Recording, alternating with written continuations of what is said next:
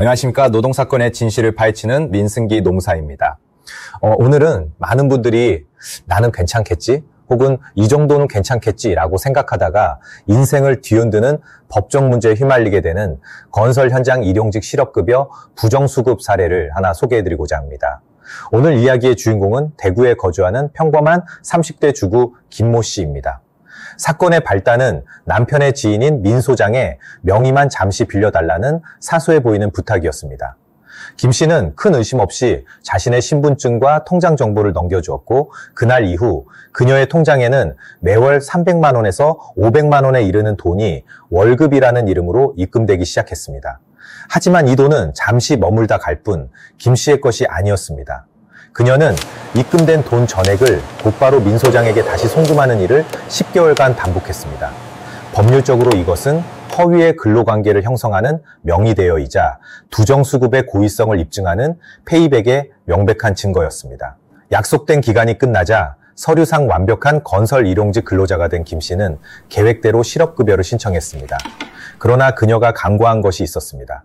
바로 고용노동청의 날카로운 전산조사망입니다. 노동청은 실업급여 수급자 명단과 기초안전보건교육 이수자 명단을 상시 대조합니다. 건설 근로자라면 단 하루를 일해도 의무적으로 받아야 할 이 교육 기록이 김 씨에게는 없었습니다. 이것이 시스템이 그녀의 부정수급을 포착해낸 첫 번째 단서였습니다. 결국 김 씨는 고용노동청의 출석 요구서를 받게 됩니다. 조사실에 앉은 그녀는 저는 정말로 현장에 나가서 일을 했습니다 라고 주장하며 어설픈 거짓말을 시작했습니다. 하지만 조사관은 이미 모든 패를 손에 쥐고 있었습니다. 조사관은 먼저 기초안전보건교육 이수자 명단을 제시하며 물었습니다. 김 씨, 건설 현장에서 일했다면 당연히 이수해야 할 이 교육 기록이 왜 없으신 거죠? 김 씨가 제대로 답변하지 못하자 조사관은 그녀의 거짓말을 완전히 무너뜨릴 결정적 증거들을 차례로 꺼내놓았습니다. 바로 김 씨의 휴대폰 기지국 위치 정보와 교통카드 사용 내역이었습니다. 이 디지털 기록들은 김 씨가 현장에서 일했다고 주장하던 바로 그 시간에 건설 현장이 아닌 그녀의 집 근처나 시내 다른 곳에 있었다는 사실을 숫자로 명백히 증명하고 있었습니다. 마지막으로 조사관은 사건의 핵심을 찌르는 질문을 던졌습니다. 100번을 양보해서 실제로 일을 했다고 칩시다. 그렇다면 10개월 동안 힘들게 일해서 번 월급 전액은 왜 단 한 푼도 쓰지 않고 민 소장에게 그대로 돌려주었습니까? 상식적으로 설명되지 않는 자금의 흐름. 이 질문에 김 씨는 끝내 아무런 합리적인 대답도 하지 못했고 이는 사실상 범행의 자백과도 같았습니다. 결론적으로 노동청이 이 사건을 바라본 핵심 쟁점은 명확합니다. 첫째, 김 씨는 근로내역 확인 신고를 통해 건설 일용직으로 등록되었고 실업급여까지 받았습니다. 노동청은 바로 이 지점에서 그렇다면 실제로 일하지 않았음에도 대체 무슨 이유로 근로자로 가입되었는가를 집중적으로 파고듭니다. 둘째, 매월 지급된 월급을 왜 사용하지 않고 다시 반환했는가 하는 점입니다.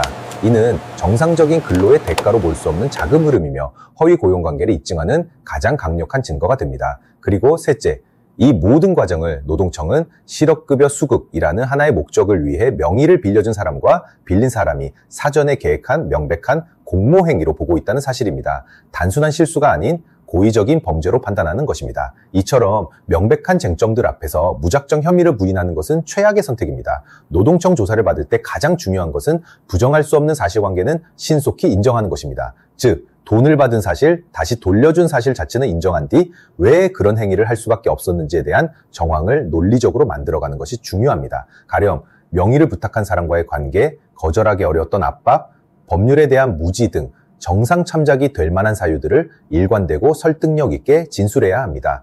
고의적인 범죄 의도보다는 어쩔 수 없는 상황에 떠밀려 가담하게 되었다는 점을 부각하는 것이 처벌 수위를 낮추는 핵심 전략입니다.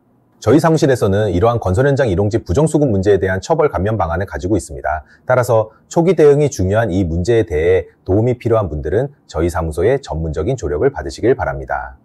지금까지 민승기 노무사였습니다.